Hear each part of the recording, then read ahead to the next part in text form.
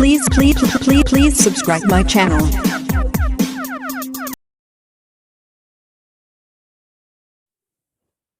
नमस्कार प्रिय विद्यार्थियों, कल हमने तंत्रिका तंत्र एवं अंतःस्रावी तंत्रिका पार्ट नंबर फर्स्ट पढ़ा था। आज हम उसी के आगे पार्ट नंबर 2 के बारे में पढ़ेंगे। कल हमने तंत्रिका तंत्र की परिभाषा के बारे में भी जाना था। तंत्रिका तंत्र एक बार हम दोहरान कर लेते हैं। तंत्रिका तंत्र हमारे शरीर का वह तंत्र है जो हमारे शरीर के विभिन्न अंगों के, ऊतकों के या ग्रंथियों के बीच में तालमेल, सामंजस्य बिठाने का कार्य करता है। उसे हम तंत्रिका तंत्र कहते हैं। इसको दो भागों में बांटा जाता है, केंद्रीय तंत्रिका तंत्र और परिधीय तंत्रिका तंत्र। तो इसके बारे में हमने कल पढ़ लिया था। इसके दो भाग थे, एक तो था मस्तिष्क और एक था मेरुरज्जु। मस्तिष्क के भी 3 भाग थे, प्रमस्तिष्क, मध्य मस्तिष्क और अनुमस्तिष्क। उनके कार्य के बारे में, उनकी संरचना के बारे में हमने जान लिया था। आज हम जो पढ़ेंगे वह है हमारा परिधीय तंत्रिका तंत्र। इस तंत्र को, जो कि तंत्रिका तंत्र का एक भाग है, इस परिधीय तंत्रिका तंत्र को 2 भागों में बांटा गया। एक तो कायिक तंत्रिका तंत्र, सोमैटिक नर्वस सिस्टम, और सेकंड है स्वायत्त तंत्रिका तंत्र, ऑटोनॉमिक नर्वस सिस्टम। कायिक तंत्रिका तंत्र क्या है? तो हमारे शरीर में जो ऐच्छिक पेशियां होती है, ऐच्छिक पेशियां वे पेशियां हैं जो हमारी इच्छा के अनुसार कार्य करती है। तो उन पेशियों के द्वारा केंद्रीय तंत्र इसके सहारे बाह्य उत्तेजनाओं पर प्रतिक्रिया तथा मांसपेशियों के कार्य करवाता है। बाह्य उत्तेजना से तात्पर्य है, जैसे वातावरण से हमें कोई सूचना मिलती है, जैसे हम किसी गर्म वस्तु को छूते हैं, तो उस वस्तु को छूने पर हम क्या प्रतिक्रिया करेंगे? अपने हाथ को वहां से तुरंत हटा लेंगे। तो ये प्रतिक्रिया है। तो इस प्रतिक्रिया का नियंत्रण ऐच्छिक पेशियों से कौन करेगा? कायिक तंत्रिका तंत्र। उसी प्रकार से उस अंग से संबंधित जो मांसपेशियां हैं वो भी इसी के नियंत्रण में कार्य करती है। तो ये था हमारा कायिक तंत्रिका तंत्र। अब इसका देखिए दूसरा भाग परिधीय का, वह है स्वायत्त। इसमें जो पेशियां हैं वो अनैच्छिक पेशियां होती है। ऐसी पेशियां जो हमारी इच्छा के अनुसार, अनैच्छिक इच्छा के अनुसार कार्य नहीं करती है। यहाँ पर ये वर्ड थोड़ा अशुद्ध हो गया, इसको सही कर देता हूं मैं। अनैच्छिक, अनैच्छिक पेशियां। अब इसमें कौन कौन से अंग आते हैं? हृदय हैं, फेफड़े हैं, अंतःस्रावी ग्रंथियों के कार्य होते हैं। हृदय, हृदय हमारा एक ऐसा अंग है जो हमारे शरीर के केंद्रीय अंग के रूप में कार्य करता है। इस हृदय को अगर हम चाहें कि कुछ समय के लिए रुक जाए तो नहीं रुकेगा। फेफड़े, वैसे हम कुछ समय के लिए श्वास को लेने का क्रिया को रोक सकते हैं, लेकिन लंबे समय तक फेफड़ों की जो क्रियाविधि है उसको हम नहीं रोक सकते, तो क्योंकि यह अनैच्छिक क्रिया है। इसी प्रकार से अंतःस्रावी ग्रंथियां जो अपना स्राव सीधे ही रक्त में छोड़ती है, तो उन ग्रंथियों को भी इस तंत्र के द्वारा ही नियंत्रित किया जाता है। अब देखिए इसके भी 2 भाग हैं। स्वायत्त, जो कि परिधीय का एक भाग था, तो उसके भी 2 भाग हैं। पहला है अनुकंपी तंत्रिका तंत्र और दूसरा है परानुकंपी तंत्रिका तंत्र। सिंपैथेटिक नर्वस सिस्टम और ये है पैरासिम्पैथेटिक नर्वस सिस्टम। अनुकंपित तंत्रिका तंत्र क्या कार्य करता है? तो सतर्कता व उत्तेजना, यानी किसी काम के प्रति हम अपने वातावरण में कितने सतर्क हैं, किस प्रकार की उत्तेजनाएं हमारे शरीर में बनती है, और आपातकाल में अतिरिक्त ऊर्जा यह तंत्र प्रदान करता है। जैसे हमारे सामने कोई अचानक कोई संकट आ जाए, हम घबरा जाएं, रास्ते में जा रहे हो, कहीं रास्ते में अगर सांप दिख जाए, तो उस समय हमारे शरीर के अंगों को, जैसे कि हृदय की गति को ये तेज कर देता है। हमारा हृदय स्पीड से उस रक्त को शरीर के विभिन्न भागों में गति करवाने का कार्य करता है। तो हृदय के पास जो एनर्जी आती है वो इसी तंत्र के माध्यम से आती है। श्वास की जो गति है वो भी बढ़ जाती है, क्योंकि श्वास के द्वारा ही ऑक्सीजन अंदर जाएगी और ग्लूकोज का ऑक्सीडेशन के द्वारा ऊर्जा का निर्माण होगा, और वही ऊर्जा हमें उस संकट से बाहर निकालने का कार्य करती है। तो हृदय और श्वास की गति को बढ़ाने का काम कौन करेगा? अनुकंपी तंत्रिका तंत्र। और विशेष तौर से इसको आपातकाल में कार्य के लिए जाना जाता है।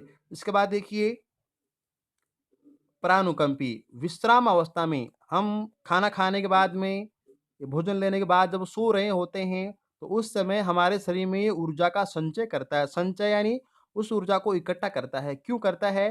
ताकि दूसरे कार्यों में उस ऊर्जा का उपयोग किया जा सके।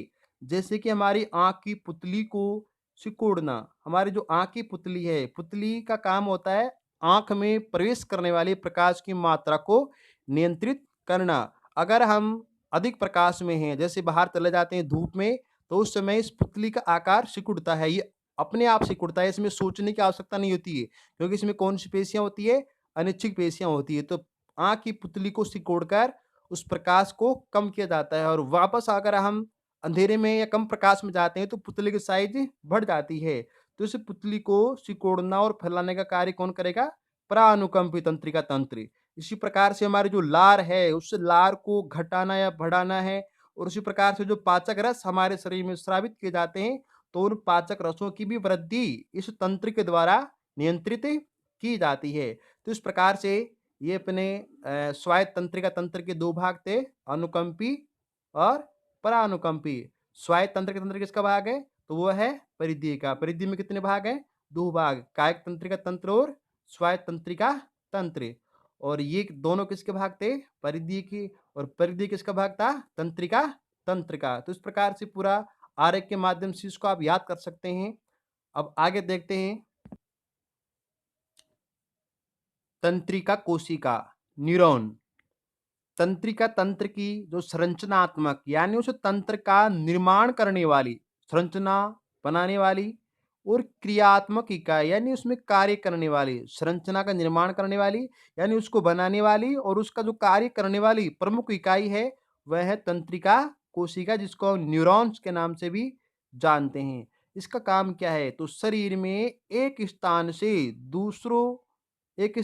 दूसरों तक या दूसरे स्थानों तक सूचनाओं को भेजना और लाना, यानी सूचना का लाना और ले जाने का कार्य इसी कोशिका के द्वारा संपन्न किया जाता है। यह हमारे शरीर की सबसे लंबी कोशिका है। बड़ी की बात करें तो बड़ी है वो अंडाणु होती है। लंबाई की बात करें तो वो कोशिका कौन-सी होती है? तंत्रिका कोशिका। इसकी अधिकतम लंबाई है वो 1 फीट तक हो सकती है। ये इसकी संरचना है। संरचना में देखिए आप सबसे पहले ये वाला जो भाग है इसका कोशिका काय के रूप में जाना जाता है। तो यहाँ पर इसके अंदर केंद्रक है, फिर यहाँ पर ये दुर्माशय निकले हुए हैं और ये इसका जो मध्यम वाला भाग है, ये वाला जो आपको दिखाई दे रहा है, इसको बोलते हैं तंत्रिकाक्ष। इसके बाद में जो तीसरा भाग है, ये स्नेप्स स्थल कहलाता है, जहाँ से एक कोशिका दूसरी कोशिका से जुड़ती है। तो इसके हम एक-एक करके इसके भाग जानते से पहले 3 भाग है इसके कोशिका काय, सेल बॉडी। तो इसमें केंद्रक और प्रारूपिक अंग होते हैं। ये देखिए यहाँ पर, ये जो भाग आपको दिखाई दे रहा है, इसको हम बोलते हैं सेल बॉडी या कोशिका काय। तो इसमें कोशिका के जो प्रारंभिक अंग होते हैं, जैसे कि अंतःप्रतुर जालिकाएँ हैं, गोल्गी काई हैं, लाइसोसोम्स हैं, वो इसी के अंदर पाए जाते हैं और केंद्रक भी इसी के अंदर पाया जाता है। तो केंद्रक प्रारूपिक अंग हो गया और इसे हम साइटोन भी कहते हैं। फिर इसके बाद में द्रुमाशय डेंड्रोन।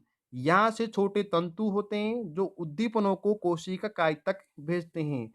ये जो आपको द्रुमाशय दिखाई दे रहे हैं, ये द्रुमाशय वे संरचनाएँ हैं जो हमारे शरीर पर किसी भी प्रकार की संवेदना को ग्रहण करने का कार्य करते हैं। जैसे मैं रास्ते में कहीं जा रहा हूँ और जैसे मान लो ये एक ऑलपिन है और ये मेरे उस पैर में चुभ जाती है, तो उस पैर में इसके चुभने पर जो संवेदना को ग्रहण किया जाएगा, वो इस द्रुमाशय के द्वारा ही, इस डेंड्राइट्स के द्वारा ही ग्रहण किया जाएगा और इसी के द्वारा उस सूचना को आगे भेजा जाएगा। तो ये इसका एक प्रमुख कार्य है।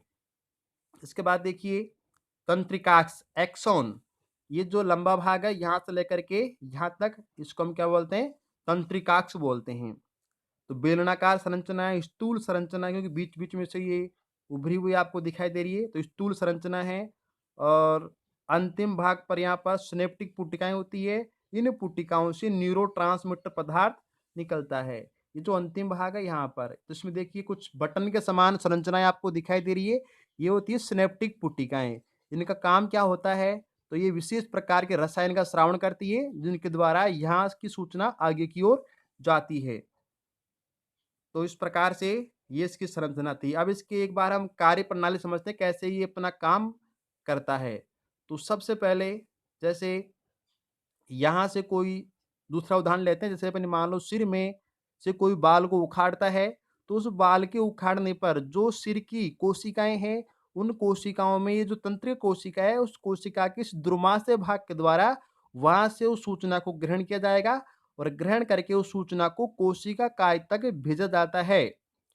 फिर यहाँ से इस कोशिका काय में उस सूचना के आने पर उस सूचना को इलेक्ट्रिक सिग्नल विद्युत संकेत के रूप में बदल दिया जाता है और वह सूचना विद्युत संकेत के रूप में इस तंत्रिकाक्ष से होते हुए यहाँ तक पहुँचती है। इस तंत्रिकाक्ष में उस विद्युत सिग्नल का इधर-उधर फैलाव नहीं हो, इसलिए इस तंत्रिकाक्ष के ऊपर एक आवरण होता है जिसको हम बोलते हैं माइलिन का आवरण।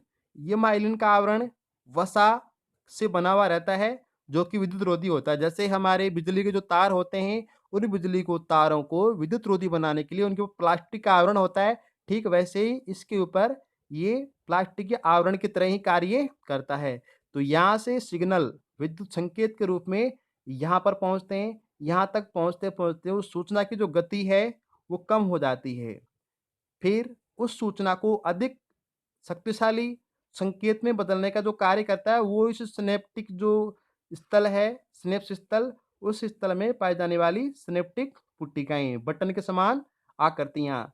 तो ये बटन के समान आकृतियाँ यहाँ से क्या छोड़ती है? न्यूरोट्रांसमीटर नामक एक रसायन जिसमें एनिलीन है, ग्लाइसिन है आदि। तो ये रसायन कमज़ोर पड़ी हुई उस सूचना को अधिक शक्तिशाली बना करके दूसरी कोशिका के पास में भेजती है। ऐसे ही दूसरी कोशिका यहाँ पर आगे लगी हुई रहेगी। तो उन कोशिकाओं के जो डेंड्राइट्स यहाँ पर होंगे, उन डेंड्राइट्स के द्वारा इस सूचना को ग्रहण करके वापस उसको दूसरी कोशिका में ले जाया जाता है।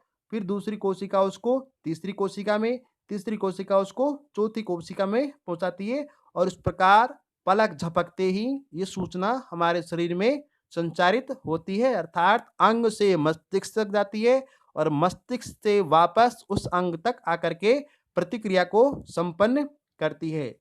तो आशा करता हूँ कि ये तंत्र की जो इकाई है, तंत्रिका कोशिका, इसकी संरचना और इसकी कार्यप्रणाली समझ में आई होगी। इसका नामांकित चित्र और इसकी जो क्रियाविधि है, वो बोर्ड में एग्ज़ाम में पूछ ली जाती है। तो इसको एक बार अपने गृह कार्य में बनाकर इसको अभ्यास करना और इसके जो कार्य हैं, उनको भी अपने नोटबुक में लिखना। आशा करता हूँ आज की इस वीडियो से आपको समझ में आया होगा और अधिक समझने के लिए इस वीडियो को आप बार-बार देखिए। धन्यवाद।